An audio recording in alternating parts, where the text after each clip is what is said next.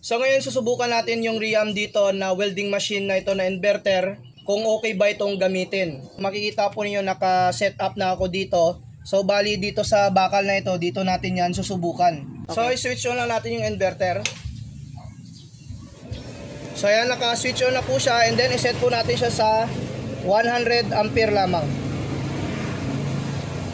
Gagamit po tayo dito ng eye protection para po support ito sa ating mata.